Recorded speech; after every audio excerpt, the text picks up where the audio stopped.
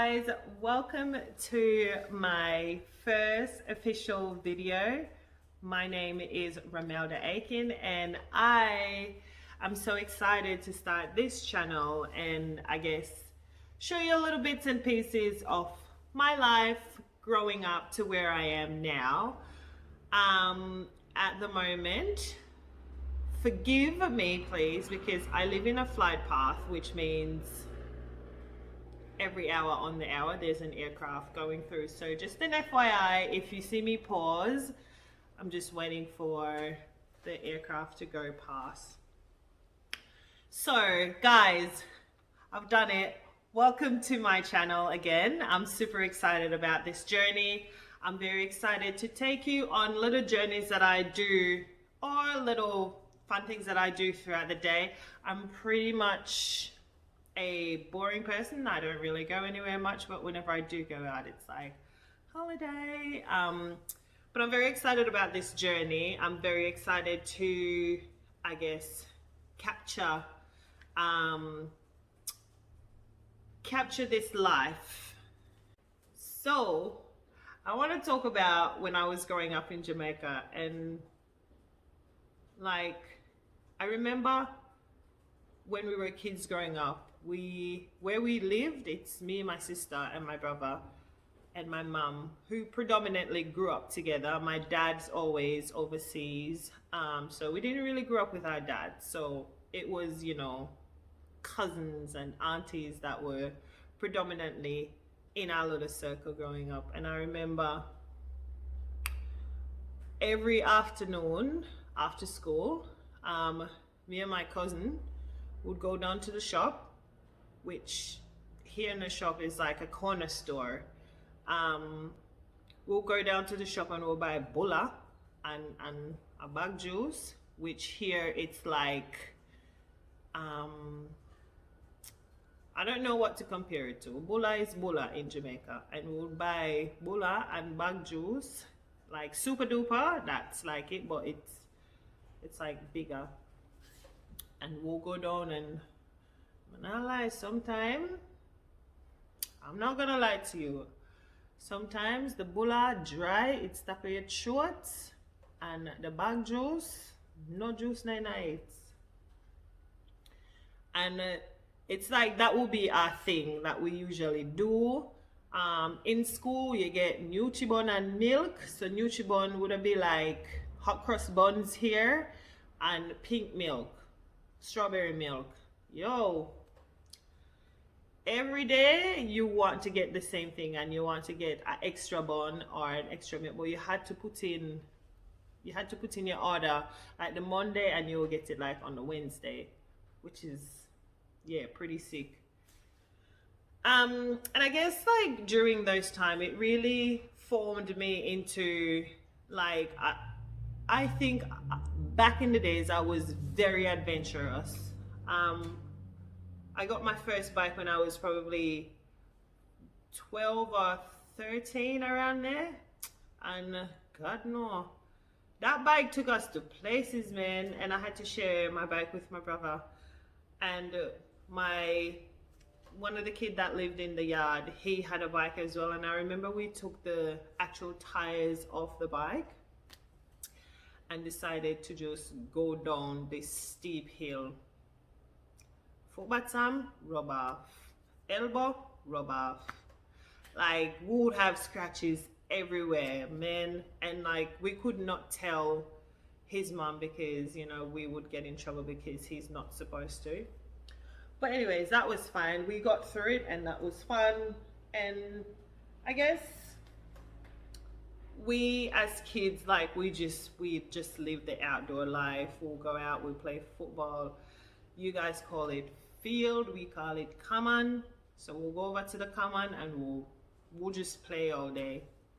I remember one Sunday afternoon, Mom, we just had a shower, and on Sunday afternoon you shower and you put on your best dress and like baby powder all the way up to your neck.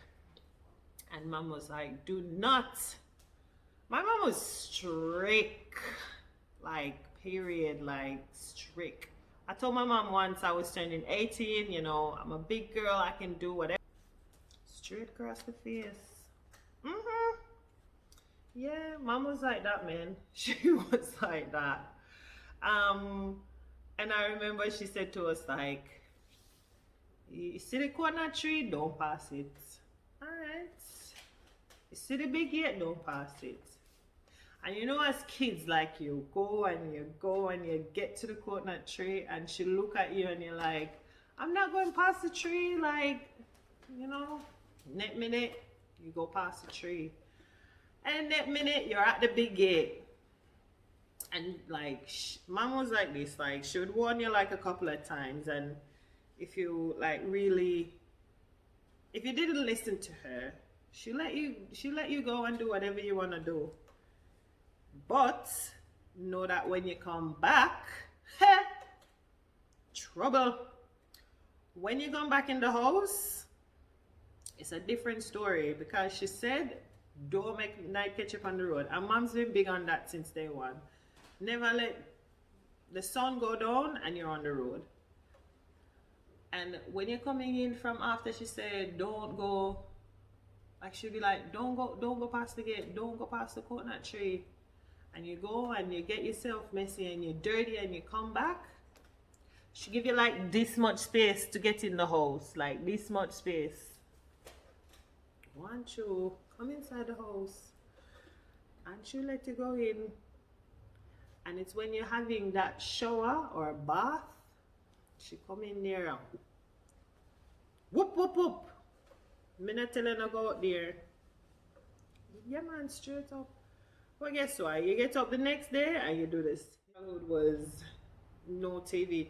But if you wanted to watch TV on a Saturday morning, you wake up, well, you wake up early, but like TV, the cartoons are from 9 to probably 11 in the morning.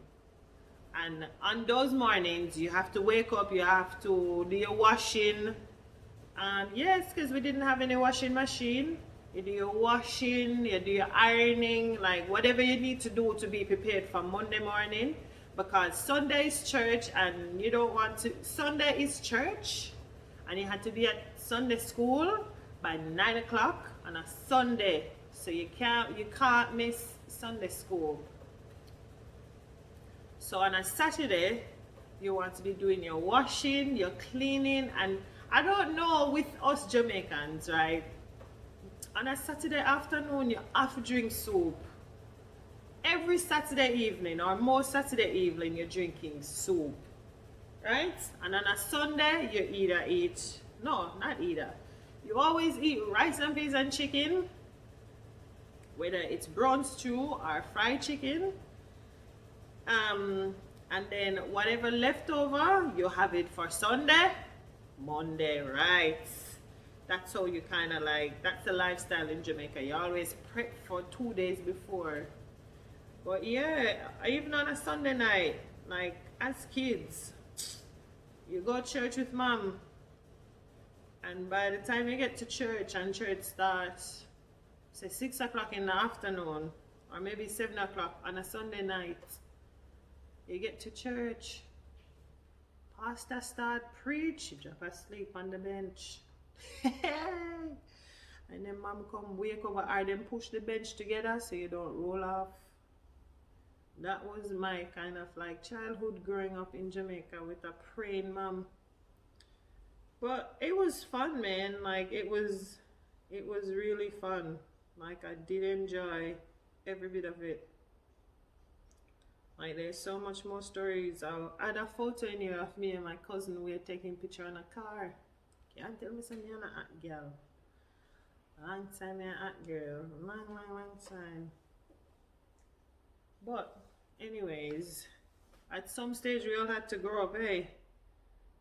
And I guess like I remember one afternoon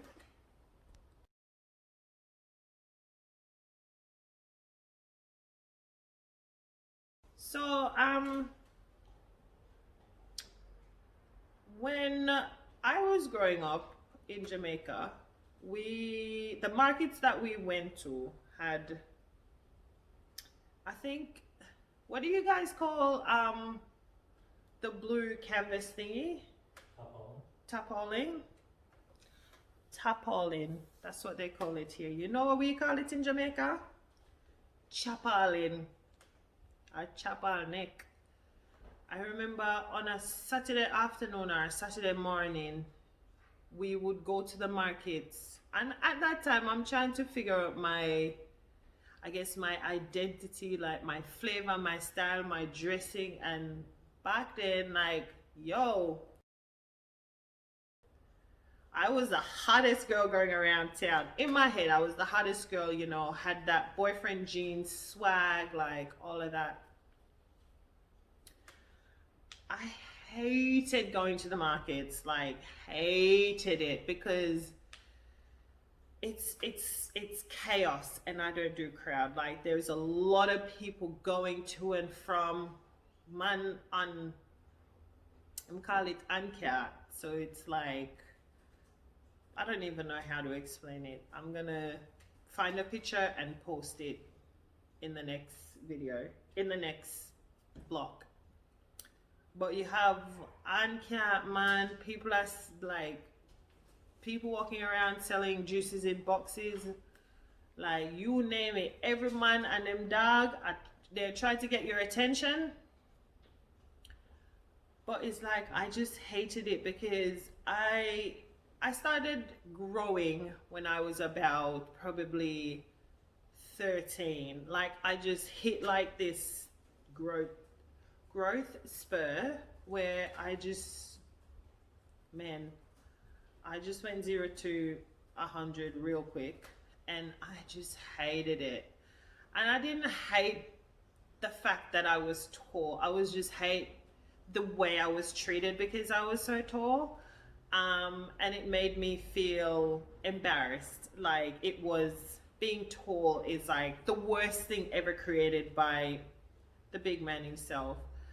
And I remember like I was walking through this particular Saturday and the lady said, my youth, which is my, what would you say? My youth, like, hey dude, as in a male,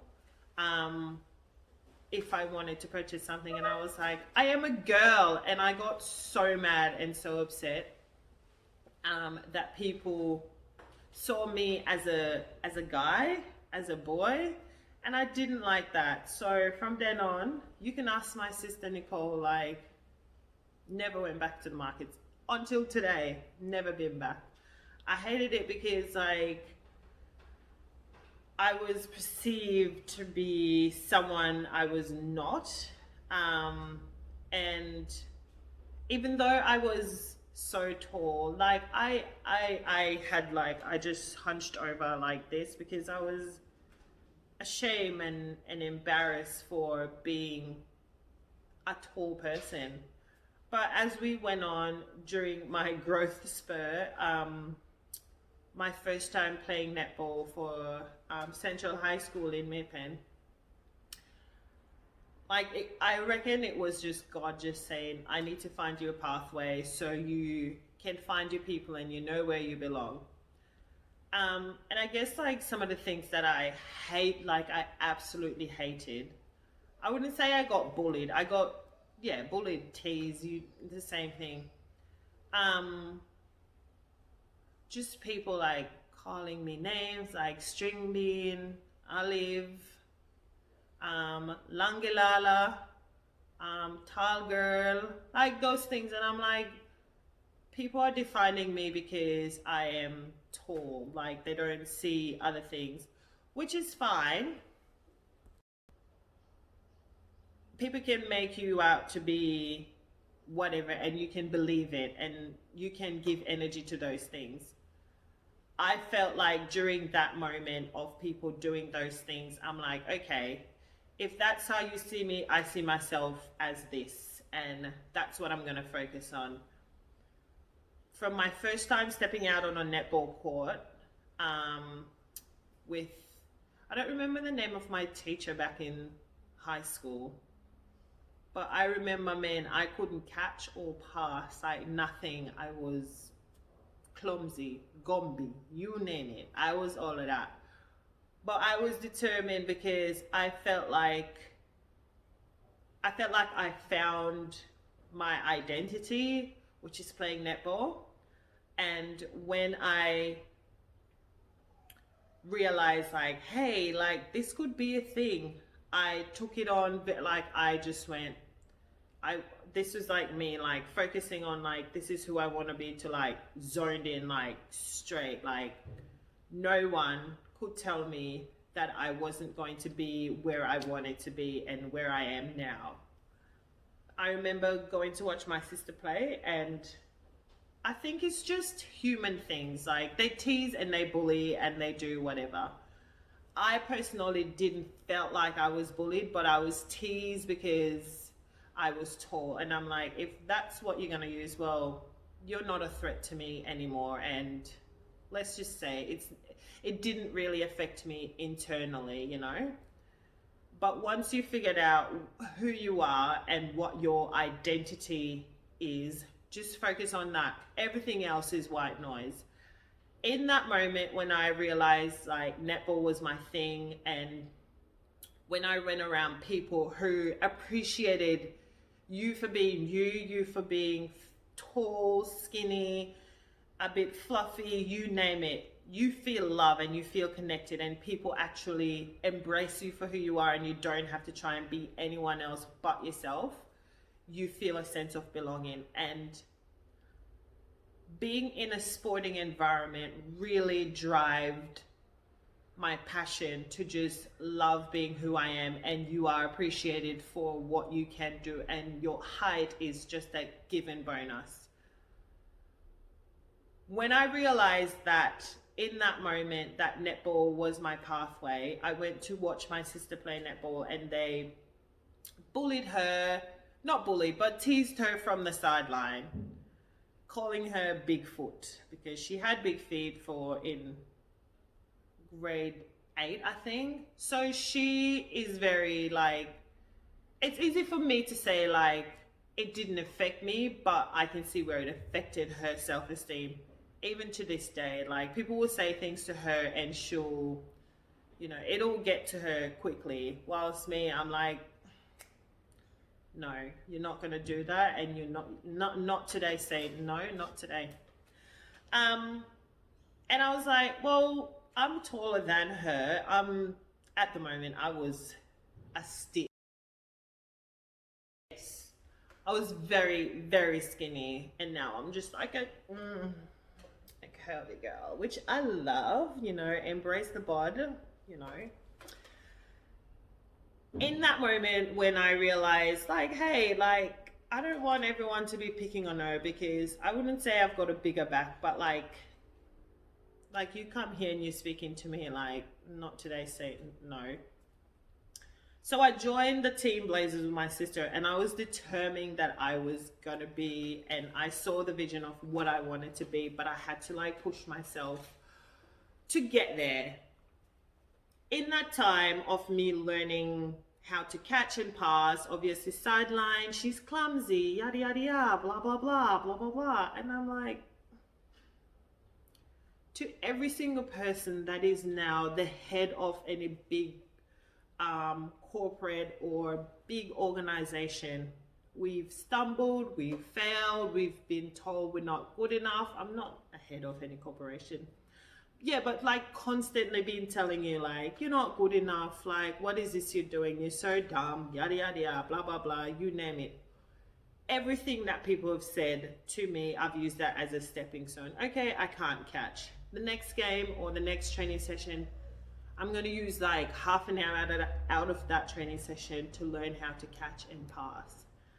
And that's what I did. I moved from Blazers to Jamalco, where Mr. Nevers took me and my sister under his wings, and just like pretty much like we would get there like an hour beforehand, catching, passing, throwing the ball on the wall, catching it, throwing. And like, I use that now when I'm telling kids when they want to be better at their game, or just catching and passing to anyone. Like, trust me, the little things that you do behind the scenes makes such a big difference when you get on the big stage. I am telling you that now. So for all my little young girls who are watching this video, just know if you've made it this far, that's awesome. Thank you for watching. Just know, okay, the coach said I can't catch. Okay, the coach said I'm too slow at turning or whatever it is. Go and work on those things away from training, away from the other girls. Like, go and do that. And when you do it, you're doing it for you and you're at your own. Or pick up to get to training. And I don't remember what I was doing, but Mr. Neves got to the house, waited for about half an hour, and me and my sister, we weren't home. And Mr. Neves said to my mum, hey, tell them to find their way to training, and training started X time. When we got home, man, I think we got to training in 0.1 second. Everything was just a blur because one, I think I was just scared to disappoint him. And two, we had to get to training because we were putting in that small amount of time to not perfect, but to make our skills better so that when it comes on to training, we don't look like we're the odd one out. Christ. Yo. We got to training so quickly with still enough time to get stuff done. And if we didn't get it done before training, we had to do it after training. That was his thing, which is fine. Like, we had to do it because we wanted to get better. Mind you, at the moment, my sister was playing goal shooter and I was playing defense. So he swapped us over. So I had to learn how to shoot. Even now, I still struggle to shoot. Like, after 13 plus, it could be longer, I don't know. I have every single day, I'm still learning how to shoot. And I'm still trying to perfect my catching, my passing, my ball placement, like all those things. I don't think a lot of people know what happens in the background of playing on the big day or whatever, but we get criticized for not performing to, which now takes me to the criticism of being an athlete, or the con of being an athlete. For me, I'm speaking on behalf of me as an athlete. My expectation of myself is to always be, I want to be good. I don't want to just be good. I want to be great. I want to be better than my last performance. And I've thrived on that. And I've seen where I've gotten to the stage where I wanted to please everyone. I wanted to, I guess my level of growth was up here, but this is where I think I am. But everyone's saying, no, you're improving, you're doing this, you're doing that, you're doing that, but this is where you are. This is where you feel that you are. Because when you finish playing a game, or after a game or whatever happens, there's thoughts going in your head saying, oh, well, I could have got that ball, or I should have shoot that shot, or whatever it is. And then you go on stupid social media, and those people feed the energy that you have in your head about things you should and shouldn't do, or things that you should have done. So your eyes always attract to the negative side of things rather than seeing the positive side of it. And I reckon, like, during that time, like, I feed myself with the expectation of others, which is up here. And you want to be like this awesome player, and you want to beat your friend, and you want to stand out, and you want to get the trophy at the end. And if you don't get the trophy at the end, then what's the point in doing? That's my thought process. I felt like out of all the years of playing netball, I felt like this year I had to bring it back down to me and what my values were or is, whichever one, and really cut back on a lot of things. So I didn't do social media while I was in season. away from netball, I wanted to work on my fitness. At the time I was injured. That's another video itself. I was injured. I think I was looking for approval from everyone. So I had to take all of that back and I guess loving the game and just finding my value and finding my why of why I played netball. And I think one of the big things that came out of it was expectations of other people and where my limit is and where people see me as. The moment I strip that back and focus in on me and what are the things that I can control to be able to be my best self for 60 plus minute on court, that's where I had to take my game to, which brought me to, I guess, how much you value your mental health, how much you value yourself being where you want to be, and seeing other people's success and knowing like, hey, that's theirs. You don't value your success on theirs. You stay in your lane and you just do your thing. Eventually you will get to where you need to be, not where these people are, just where you need to be. The moment you get there, you start to feel a sense of pride. And that comes back to what can you do away from netball? What can you do away from where the spotlight is? Like, what do you need to do to look after yourself? And those things I had to strip back and really ask myself that question, like, what do you value? Like, who are you? And the moment you find your true identity of what, why, and why you even started playing netball, or why you even choose to go where you wanted to do. Why do you choose this profession that you're in? And how am I doing it? How can I guess like at that stage, you get to that stage and you're like, how can I evaluate my values? How can I assess them? Like, is it reachable goals? Like, is what I'm doing the best way I can do it so I can be my best self on the day of doing that job? For me, I had to tailor it all the way back, and I'm so happy that I did, because I know why I play. I know my value as an athlete. I know my value as a person. And I know the reason why I was blessed to be this tall, and I love it and I appreciate it every day. And don't get me wrong, there's some days I'm like, ugh, I just want to walk into a store and get some jeans that actually fit, that I don't have to spend $2,000 on. Like, those are the things. So if I can't get it, that's fine. If where my goal is, or where I set my goal, it's taking me a little bit of time to get there, that's my journey, that's my path, and I'm going to get there sooner rather than later.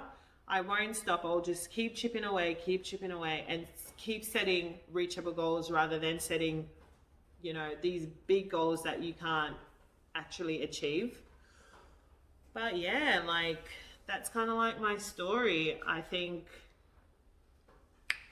at the end of the day, like, I love being the person that I am. I love being the person that I have, I guess, found or created. I love the fact that I am my own person. I don't need approval from anyone. I love the fact that, I am crazy and quirky and, just cool chick. And I have good supporting people around me, which is amazing. And I don't try to be. So in saying that, I would love to hear your story and your journey as a tall person. How has, I guess, life been to you, and are you enjoying, I guess, being the person that you are? And if you need any help, appreciating all of this, let us know, because I think we are so much stronger together than being individuals. So let me know. Please comment below and let's have the conversation about it. And yeah, I'm just happy to share my side of the story. I hope you enjoy it. And thank you so much for watching, and I can't wait to see you guys in the next video.